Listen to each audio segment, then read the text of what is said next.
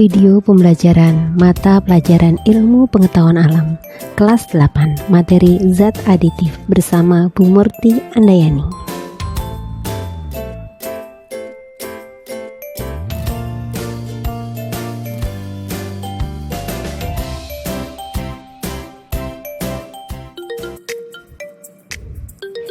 Assalamualaikum warahmatullahi wabarakatuh. Hai, apa kabar semua? Semoga kita selalu dalam lindungan Allah Subhanahu wa Ta'ala ya. Pada kesempatan kali ini, kalian bersama Bu Murti kembali dalam pelajaran ilmu pengetahuan alam. Nah, pada kesempatan kali ini kita akan belajar materi baru loh, yaitu materi tentang zat aditif. Kalian sudah siap? Oke, sebelum kita mulai, yuk kita lihat video ini dahulu. Mama, aduh badanku sakit. Aduh ini kenapa aduh sakit, badanku sakit ini badan Lesti sakit aduh sakit sekali. Lesti sayang, ada apa nak? Kamu kesakitan kenapa nak? Kamu habis jatuh di sekolah tadi? Hah? Ada apa nak?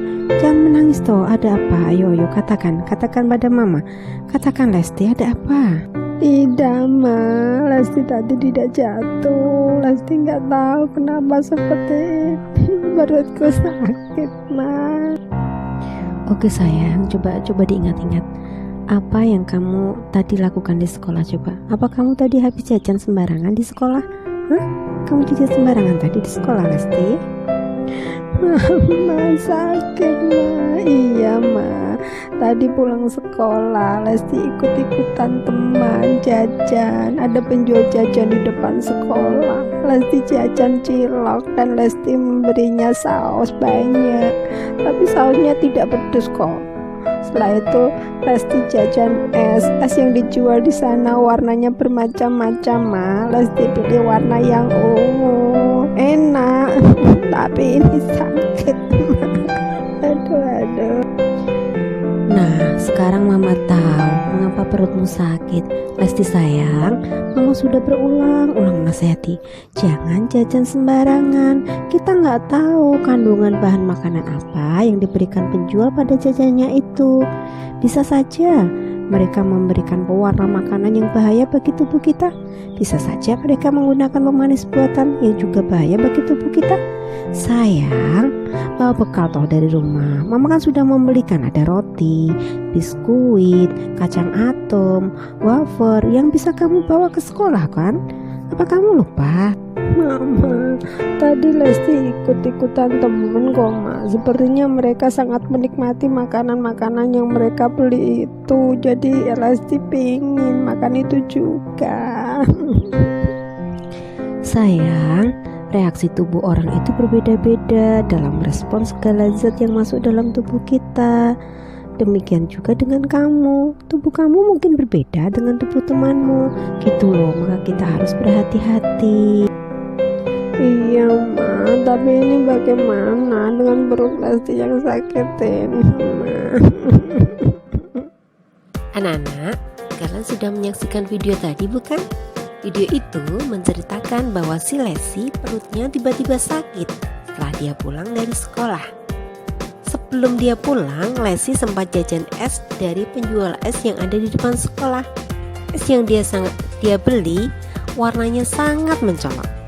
Nah, dari video itu ada kaitannya dengan pembelajaran yang akan kita pelajari hari ini, yaitu tentang zat aditif. Yuk kita belajar tentang zat aditif. Simak penjelasan berikut ya. Materi zat aditif dalam bahan makanan oleh Murti Andayani, SPD, MPD.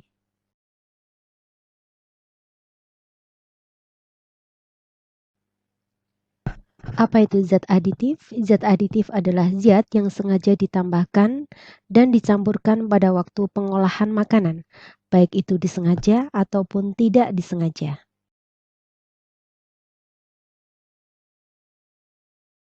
Fungsi zat aditif dalam bahan makanan dan minuman antara lain: 1. Memperbaiki tampilan. Yang kedua, meningkatkan cita rasa. Yang ketiga, memperkaya kandungan gizi. Dan yang keempat, mengawetkan atau tidak menyebabkan makanan atau minuman menjadi busuk.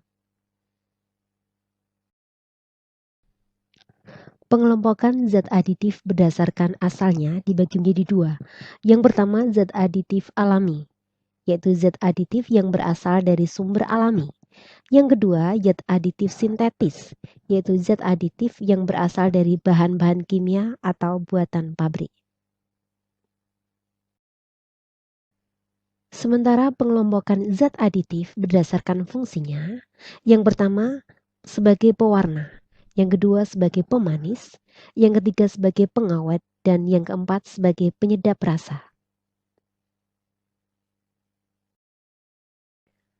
Zat aditif sebagai zat pewarna tujuannya memberikan warna pada makanan atau minuman, agar makanan atau minuman itu terlihat lebih menarik, yang kedua dapat menggugah selera makan. Kemudian jenis pewarna dibedakan menjadi dua, ada pewarna alami, ada pewarna sintetis atau pewarna buatan. Zat aditif pewarna alami antara lain untuk mendapatkan warna kuning diperoleh dari kunyit, untuk mendapatkan warna merah diperoleh dari cabai, untuk mendapatkan warna hijau dapat digunakan daun suji, warna ungu dapat menggunakan ketela ungu, dan untuk mendapatkan warna kuning merah maka dapat digunakan wortel. Sementara zat aditif untuk pewarna sintetis antara lain tatrazin yang dapat memberikan warna kuning, amaran dapat memberikan warna merah, sunset yellow memberikan warna oranye, dan brilliant blue FCF dapat memberikan warna biru. Di bawah ini adalah pewarna tekstil. Ada beberapa pedagang yang menggunakan pewarna tekstil yang digunakan sebagai zat aditif untuk tambahan pewarna pada bahan makanan. Beberapa pewarna sintetis yang dilarang antara lain adalah rodamin B. Karena rodamin B bisa menyebabkan iritasi pada saluran pernafasan, iritasi pada kulit, iritasi pada mata, iritasi saluran pencernaan, dan dapat berbahaya menyebabkan kanker hati. Selain itu ada metanil zelo.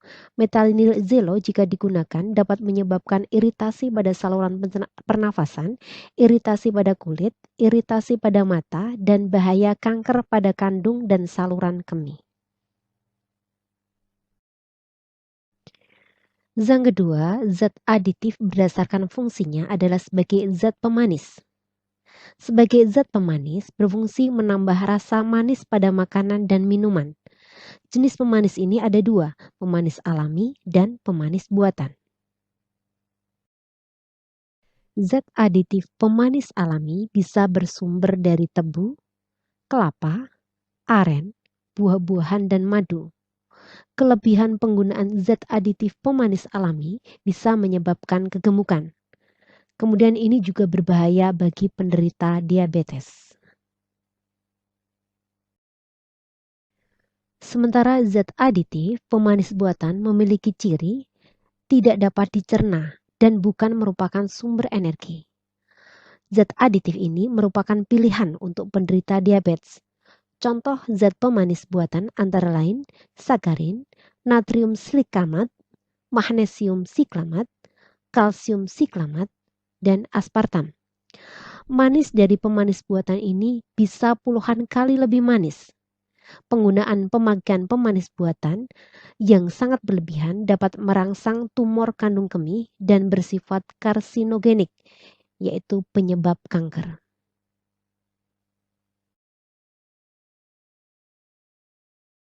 Beberapa pemanis sintetik atau pemanis buatan dan tingkat kemanisannya dapat dilihat pada tabel berikut ini. Seperti aspartam memiliki tingkat kemanisan 160 lebih tinggi dibanding glukosa. Kemudian sakarin memiliki tingkat kemanisan 500 lebih tinggi dibanding dengan glukosa. Untuk sukralosa memiliki tingkat kemanisan 600 kali lipat lebih tinggi dibanding glukosa. Dan untuk P4000 memiliki kemanisan lebih tinggi 4000 kali. Sementara neotam memiliki kemanisan paling tinggi yaitu 13.000 kali lipat dari pemanis glukosa. Pemanis sinetip ini bisa berasal dari sakarin, siklamat, aspartam, sorbitol, dan neotam. Beberapa contoh makanan yang menggunakan pemanis buatan aspartam bisa dilihat dari gambar berikut. Ini adalah contoh produk minuman yang menggunakan pemanis buatan. Pemanis buatan yang digunakan yaitu natrium siklamat dan natrium sakarin yang dapat dilihat dari komposisi bahan makanan yang tertera pada kemasan minuman itu.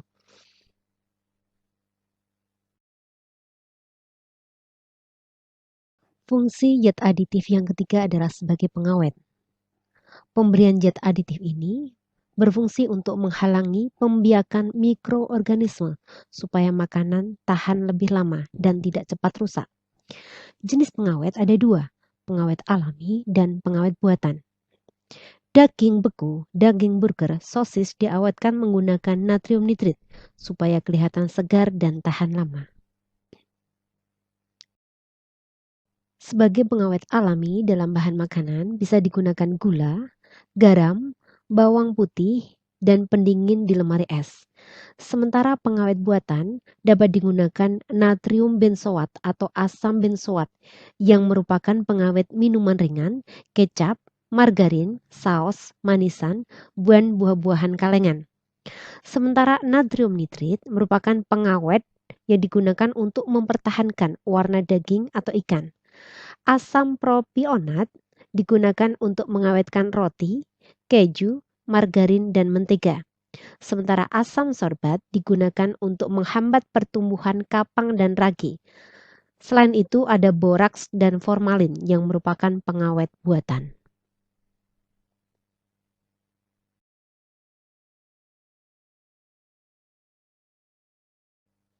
Penggunaan pengawet buatan dapat menimbulkan bahaya, antara lain pemakaian natrium benzoat secara berlebihan dapat mengakibatkan gangguan syaraf dan alergi, sementara pemakaian natrium nitrit yang berlebihan dapat mengakibatkan kanker.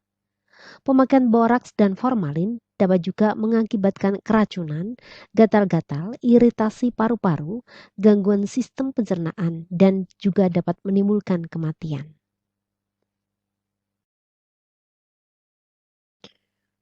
Fungsi zat aditif selanjutnya adalah sebagai bahan penyedap.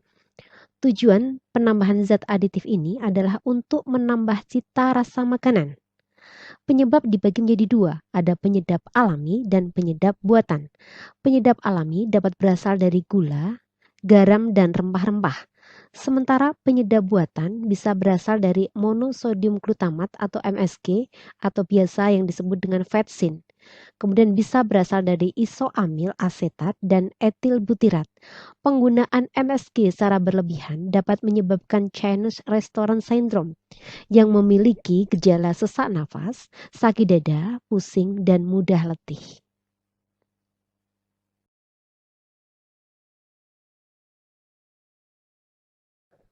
Penggunaan bahan kimia pada makanan dapat memberikan efek samping.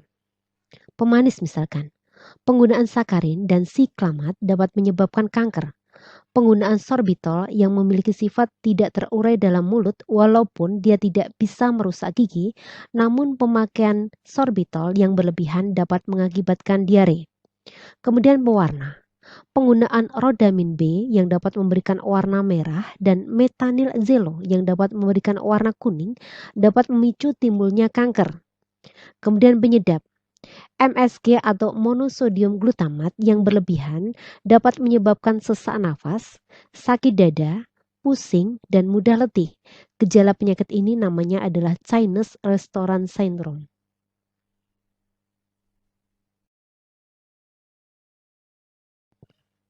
Lalu bagaimana cara kita menggunakan bahan kimia pada makanan agar aman?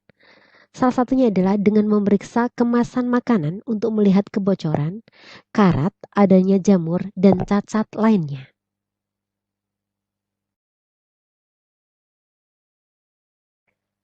Cara selanjutnya adalah dengan memeriksa nomor registrasi dari Badan POM. Adanya nomor registrasi dari Badan POM ini menunjukkan bahwa makanan tersebut telah lolos uji dan aman untuk dikonsumsi. Nomor registrasi ini dapat dilihat pada kemasan pembungkus makanan.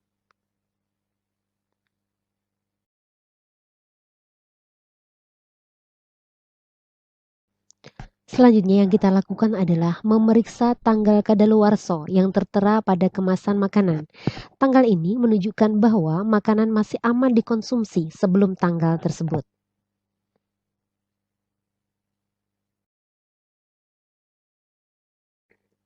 Langkah selanjutnya adalah dengan memeriksa kandungan bahan kimia yang ada dalam makanan. Kandungan bahan kimia yang ada dalam makanan dapat dilihat dari komposisi yang tertera pada pembungkus makanan.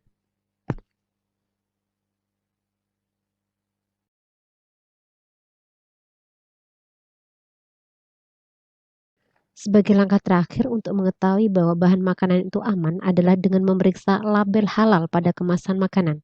Hal ini terutama untuk orang-orang yang menghindari mengkonsumsi bahan makanan yang dilarang oleh agamanya.